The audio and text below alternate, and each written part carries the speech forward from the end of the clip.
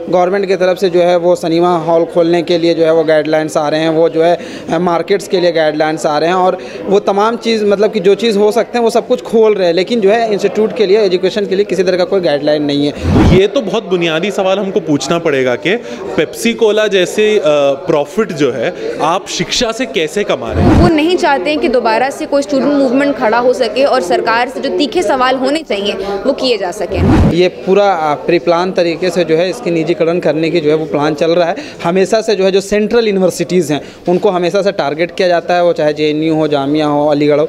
जबकि हिंदुस्तान में आप एजुकेशन से प्रॉफिट नहीं कमा सकते, लीगली अनकॉन्स्टिट्यूशनल है, उसके बावजूद ये बड़ा बड़ा पूरा बिजनेस चल रहा है और उसके ऊपर कोई ध्यान नहीं दे रहा कि जो है वो जिस तरह से सड़कों को बेच रहे हैं, जिस तरह से इमारतों को बेच रहे हैं, आने वाले वक्त में कहीं ऐसा ना हो कि हमारे क्लासरूम को भी बेच। अभी दिल्ली के प्रेस क्लब ऑफ इंडिया में एक प्रेस कॉन्फ्रेंस की गई है स्टूडेंट इस्लामिक ऑर्गेनाइजेशन के ज़रिए। हमारे साथ आसिफ तन्हा मौजूद हैं। प्रेस कॉन्फ्रेंस का मकसद ये था कि यूनिवर्सिटीज़ को भी खोला जाए। जिस तरह से अभी स्कूल को धीरे धीरे करके दिल्ली में भी खोल दिया गया है, उत्तर प्रदेश में भी तमाम स्कूल्स खुल गए हैं, लेकिन अभी तक यूनिवर्सिटीज़ को नहीं खोला गया है। क्या मसला है, क्या मांग है, इसको लेकर हम बात करेंगे। क्या डिमांड है?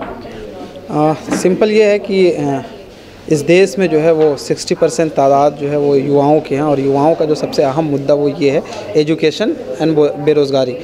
तो इन मुद्दे पे सरकार जो है वो सीरियस नहीं है, और इंस्टीट्यूट को खोलने का जो है वो किसी तरह का कोई प्लान जो है वो दिख नहीं रहा है गवर्नमेंट की तरफ से। मुसलसल जो है वो इसके डिमांड्स सोशल मीडिया पे और फिर अलग अलग प्रोटेस्ट जो है वो स्टूडेंट जो है वो गैदर होकर कर रहे हैं, लेकिन किसी के सर पे जो है वो जूई नहीं रेंग रहा है। ना तो इंस्टीट्यूट के एडमिनिस्ट्रेशन किसी तरह का कोई पॉजिटिव जवाब दे रहे हैं, और ना ही गवर्नमेंट की तरफ से कोई गाइडलाइन आ रहा है। जबकि गवर्नमेंट की तरफ से जो है वो सिनेमा हॉल खोलने के लिए जो है वो गाइडलाइंस आ रहे हैं, वो जो है मार्केट्स के लिए गाइडलाइंस आ रहे हैं, और वो तमाम चीज़ मतलब कि जो चीज़ हो सकते हैं वो सब कुछ खोल रहे हैं, लेकिन जो है इंस्टीट्यूट के लिए, एजुकेशन के लिए किसी तरह का कोई गाइडलाइन नहीं है। हम लोग स्टूडेंट हैं, तो हमारा कंसर्न ये है कि हमारा जो इंस्टीट्यूट है उसको खोला जाए। एटलीस्ट हम वहाँ पे आके पढ़ सकते हैं, हम वहाँ पे आके रीडिंग कर सकते हैं, रिक्वायरमेंट है इसकी। और अगर हम पढ़ेंगे नहीं तो आखिर हमारा मतलब कि गुजर बसर, अगर हम अपनी ज़िंदगी को बेहतर कैसे बना सकेंगे। तो हमारे लिए ये ज़रूरी है कि हम पढ़ाई करें। तो ऐसा क्यों लग रहा है आपको कि इसके पीछे कुछ ना कुछ साजिश है, जैसा कि अभी आपने प्रेस कॉन्फ्रेंस में जिक्र किया, और आपका जैसे ये कहना है सिनेमा हॉल्स के लिए गाइडलाइंस हैं, स्कूल्स खुल रहे हैं, मार्केट खुल रही है, इलेक्शन रैलीज़ हो रही हैं, उसके लिए परमिशन मिल रही, तो आखिर यूनिवर्सिटीज़ को क्यों नहीं खोला? देखिए, मैं बताया अभी प्रेस कॉन्फ्रेंस में ये बात मैंने कही थी कि क्या नाम है, ये पूरा प्री प्लान तरीके से जो है इसकी निजीकरण करने की जो है वो प्लान चल रहा है। हमेशा से जो है जो सेंट्रल यूनिवर्सिटीज़ हैं उनको हमेशा से टारगेट किया जाता है, वो चाहे JNU हो, जामिया हो, अलीगढ़ हो। तो इन यूनिवर्सिटीज़ को टारगेट किया जाता है, और यहाँ पे जो है वो डरते हैं कि अगर स्टूडेंट आ जाएंगे तो देश के असल भी और भी मुद्दे हैं। एजुकेशन हमारे लिए सबसे इम्पोर्टेंट मुद्दा है, लेकिन और भी मुद्दे हैं जिन पे हम उनसे सवाल कर सकते हैं, हम उनसे पूछ सकते हैं कि आखिर क्यों नहीं है, मतलब कि क्यों हो रहा है। तो वो उस पर सवाल ना हो पाए, तो वो इस गैदरिंग से डर रहे हैं, और उसको जो है वो निजीकरण करने के लिए जो है वो प्लान कर रहे होंगे। मैं ऐसे बोल रहा हूँ, और वो ऐसा लगता है, और ये मतलब श्योर है इस बात को कि जो है वो जिस तरह से सड़कों को बेच रहे हैं, जिस तरह से इमारतों को बेच रहे हैं, आने वाले वक्त में कहीं ऐसा ना हो कि हमारे क्लासरूम को भी बेच। इसके लिए आपकी कुछ कंसर्न अथॉरिटीज़ से बात हुई है, तो क्या कहना होता है? देखिए, कोई पॉजिटिव रिजल्ट नहीं है। अगर हम किसी एडमिनिस्ट्रेशन से बात करते हैं तो वो ये कहते हैं कि हमारे पास जो है वो, क्योंकि हम सेंट्रल यूनिवर्सिटीज़ के स्टूडेंट हैं और दिल्ली में सेंट्रल यूनिवर्सिटी है, तो वो साफ़ यही बात कहते हैं कि कहीं ना कहीं जो है वो MHRC की तरफ से हमारे पास कोई गाइडलाइन नहीं है, हमारे पास जो है वो एजुकेशन की तरफ मतलब कि मिनिस्ट्री की तरफ से कोई गाइडलाइन नहीं आया है, तो हम कैसे करें।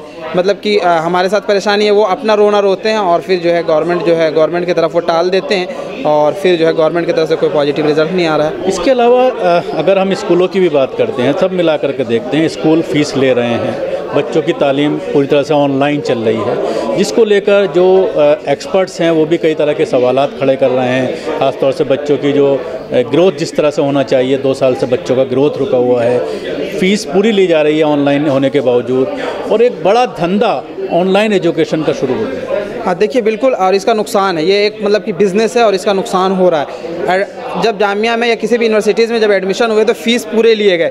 उस वक्त जब हम लोग फिज़िकल क्लास जाके करते थे उस वक्त पूरा फ़ीस उन्होंने कलेक्ट किया, और जब ऑनलाइन हो रहे हैं, जब क्लासेस हो नहीं रहे हैं, जब उनके क्लासरूम के लाइट और बत्ती हम यूज़ नहीं कर रहे हैं, वहाँ के टेबल और चेयर हम यूज़ नहीं कर रहे हैं, तो फिर आप उसके फ़ीसेस क्यों ले रहे हो? लाइब्रेरी हम यूज़ नहीं कर रहे तो वो सारे फ़ीसेस ठीक है, एक रूल्स है, एक बैग से चेंज नहीं किया जा सकता, कोविड था, ये एक बड़ा प्रॉब्लम था, तो इस पर किसी तरह का कोई मैं ये नहीं करना चाहता हूँ। लेकिन बहरहाल आप इसके लिए क्या बेहतर, आपके पास जो है पिछले 2 सालों से जो है वो ये सारे फंड्स जो हैं वो जमा हुए, तो आप उसको कहाँ पे खर्च कर रहे हैं? ये हमने दिया है तो हमारा अधिकार भी है कि हम आपसे सवाल पूछे। आपने कैंपस में आपने इतना फ़ंड लिया तो कहीं कंस्ट्रक्शन का काम किया, आपने कुछ क्लासरूम्स बनाए, आपने कुछ हॉस्टल्स बनाए, हम ये सवाल खड़ा कर सकते हैं, हम सवाल पूछेंगे कि हमने जो फीस दिया था, जो जिसका इस्तेमाल नहीं हुआ इन चीज़ों में, लाइट नहीं यूज़ हुई, जिसका आपने बिजली का बिल नहीं दिया होगा, तो आखिर ये पैसे कहाँ खर्च हुए? तो हम सवाल पूछेंगे। और मुझे ऐसा लगता है कि इनके पास जवाब नहीं है, और वो इसी बात को डर रहे हैं कि कहीं स्टूडेंट आएँ कैंपस में और फिर कहीं ना कहीं जो है। एक आखिरी सवाल, आज जामिया में प्रोटेस्ट किया गया, तो क्या किस तरह की आगे प्लानिंग है? सरकार जब नहीं मानेगी तो क्या कोई आंदोलन करने का इरादा है? देखिए बिल्कुल, हम इसको जो है मास लेवल पर हम लोग लेके जाएंगे, आवाज़ उठाएंगे, कैंपस को खुलवाने के लिए अपना जो है अपनी जो बात है उसको रखेंगे। यूनिवर्सिटीज़ को अभी हम यूनिवर्सिटी ने 1 वीक का टाइम लिया है, वो कहा है कि हमें 1 वीक का टाइम दें, हम आपको कोई पॉजिटिव जो है वो चीज़ें आपके सामने रखेंगे, आपको देंगे। तो हम वेट करते हैं, खासकर मैं जामिया का स्टूडेंट हूँ, और अभी जो है क्योंकि जामिया में एंट्रेंस चल रहे हैं, रिज़ल्ट्स आ रहे हैं, एडमिशन होने वाले हैं, तो मुझे ऐसा लगता है कि अभी जामिया में 1 से 2 महीने का टाइम है, क्योंकि ऑलरेडी ये हॉलीडेज़ का पीरियड चल रहा है। तो मेरे ख्याल से जब अब नए एडमिशन होंगे तो उसके बाद जो नए सेशन शुरू होंगे उसमें जो है जामिया में बाकायदा जो है वो फिज़िकल जो है वो क्लासेस शुरू होंगे। मियान, आपने एक सवाल खड़ा किया, ऑनलाइन एजुकेशन का एक बहुत बड़ा रैकेट चल रहा है, क्या है वो रैकेट? देखिए, इस वक्त आप सूरत हाल ये है कि इंडियन क्रिकेट टीम का स्पॉन्सर भी एक कोचिंग कंपनी है। तो ये तो बहुत बुनियादी सवाल हमको पूछना पड़ेगा कि पेप्सी कोला जैसे प्रॉफिट जो है आप शिक्षा से कैसे कमा रहे हैं? ये सवाल पूछा, मतलब मुझे हैरत है कि नहीं पूछा जा रहा है। और उसका मतलब हमें अपने सामने दिख रहा है कि जो ध्वस्त हुई है एजुकेशन व्यवस्था पूरी, तो जिन लोगों के पास पैसा है, रिसोर्सेज नहीं भी हैं, तो वो कुछ ना कुछ करके अपने बच्चों की पढ़ाई के लिए इसी कोचिंग की तरफ या इसकी तरफ उनको जाना पड़ रहा है। क्योंकि जो शिक्षा के जो संस्थान हैं, यूनिवर्सिटी और कॉलेज से, उनको अब वो शिक्षा नहीं मिल पा रही है इस पिछले 1.5 साल से। तो क्या लगता है कि कहीं ना कहीं ये पूरा गठजोड़ है जो माफिया है एजुकेशन के और सरकार का? देखिए, ये हम कोई इल्ज़ाम नहीं लगा रहे किसी के ऊपर, लेकिन फैक्ट ये है कि 1.5 साल से आप कैंपस ना तो खोला है, ना उसकी कोई कोशिश की है। सरकार की तरफ से ऑनलाइन एजुकेशन को आखिरी बच्चे तक पहुंचाने के लिए कोई पैसा नहीं लगाया गया है, और उसी के दौरान ये बड़े बड़े कोचिंग कंपनीज आ गई हैं, जो कि कोचिंग कंपनीज एक दूसरे को ख़रीद रही हैं और करोड़ों का सौदा हो रहा है, और ये सब कुछ सरकार अलाउ कर रही है। जबकि हिंदुस्तान में आप एजुकेशन से प्रॉफिट नहीं कमा सकते, लीगली अनकॉन्स्टिट्यूशनल है, उसके बावजूद ये बड़ा बड़ा पूरा बिजनेस चल रहा है और उसके ऊपर कोई ध्यान नहीं दे रहा। तो ये फैक्ट जो है वो तो एक कहानी बताते हैं। सरकार का कहना है कि तीसरी लहर आ सकती है, बिल्कुल तीसरी लहर आ सकती है, और सरकार को उसके लिए तैयारी करनी चाहिए। सरकार को हमको ये नहीं बताना चाहिए कि इस वजह से हम ये नहीं कर सकते, सरकार को दिखाना चाहिए कि इस वजह के बावजूद हम ये कर सकते हैं। तो मुझे लगता है जिस तरह से शॉपिंग कॉम्प्लेक्सेस खुले हैं, बड़े बड़े मॉल खुले हैं, और तमाम चीज़ें हो रही हैं, सिनेमा हॉल्स खुले हैं, उस तरह से आप अगर एजुकेशन इंस्टीट्यूशन खोल देते हैं, उसमें कोविड प्रोटोकॉल्स के साथ आप स्टूडेंट्स को, टीचिंग स्टाफ को, नॉन टीचिंग स्टाफ को वैक्सीनेट करवाकर एजुकेशन जो स्पेस है, इंस्टीट्यूशन स्पेस है, उसको सेफ स्पेस बनाकर आप बिल्कुल पढ़ाई करवा सकते हैं, क्योंकि ऑनलाइन एजुकेशन में पढ़ाई नहीं हो रही है। इसके पीछे साजिश किस तरह से नजर आ रही है? देखिए, साजिश, जिस साजिश की बात की जा रही है, वो साजिश नेशनल एजुकेशन पॉलिसी जब लाई गई उस दिन से ही समझ में आने लगी थी कि सरकार के इरादे नेक नहीं हैं। आप एजुकेशन को प्राइवेटाइज़ करना चाहते हैं, आप एक क्लियर डिवाइड क्रिएट करना चाहते हैं कि जो मार्जिनलाइज्ड कम्युनिटीज़ के बच्चे हैं उनके लिए एजुकेशन किस तरह से इनएक्सेसिबल कर दी जाए।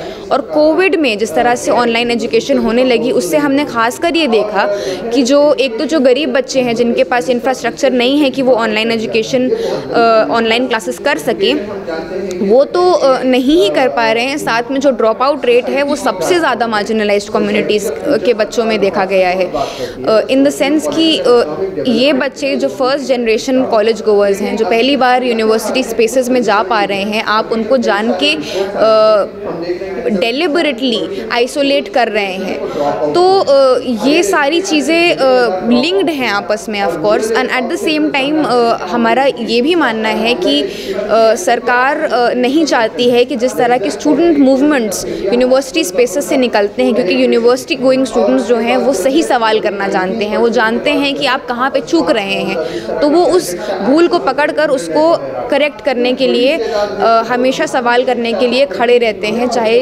यूनिवर्सिटी स्पेस में करना पड़े, चाहे सड़कों पे उतरना पड़े। स्टूडेंट कम्युनिटी उसके लिए हमेशा तैयार रहती है। तो वो नहीं चाहते हैं कि दोबारा से कोई स्टूडेंट मूवमेंट खड़ा हो सके और सरकार से जो तीखे सवाल होने चाहिए वो किए जा सकें। सभी अहम खबरों के लिए न्यूज़ MX को सब्सक्राइब करें, साथ ही बेल आइकॉन को जरूर दबाएं। लाइक, शेयर, कमेंट करना ना भूलें।